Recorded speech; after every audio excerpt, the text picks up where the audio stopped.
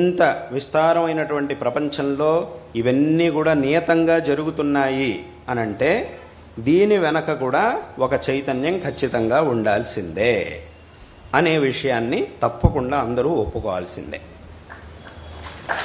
అలా మనం ఒప్పుకున్న తర్వాత ఏమైంది అంటే దీని వెనక ఒక వ్యక్తి ఉన్నాడు, ఒక చైతన్యం అనేది ఉంది అని మనకి తెలుస్తోంది. ఆ చైతన్యం ఎవరు? ఆ చైతన్యం కూడా మనలాంటి చైతన్యమేనా?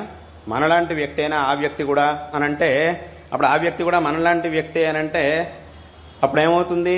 మనం కూడా వీటన్నింటినీ చేయగలగాలి అని అవుతుంది.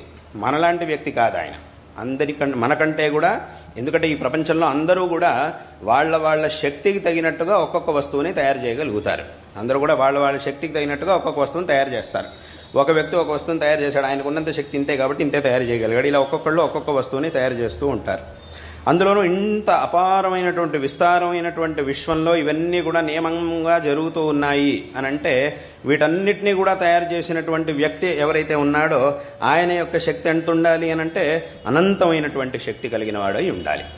అటువంటి ఆ అనంతమైన శక్తి కలిగిన ఒక వ్యక్తి ఖచ్చితంగా ఉన్నాడు అనేటటువంటి విషయాన్ని మనం ఖచ్చితంగా ఒప్పుకోవాల్సిందే. అంటే ఇదంతా కూడా శాస్త్రముల విషయాన్ని వదిలేసి లౌకికంగా మనం ఆలోచించినప్పుడు కూడా ఆ భగవంతుడు ఉన్నాడు అనేటటువంటి విషయాన్ని మనం ఒప్పుకోవాల్సిందే.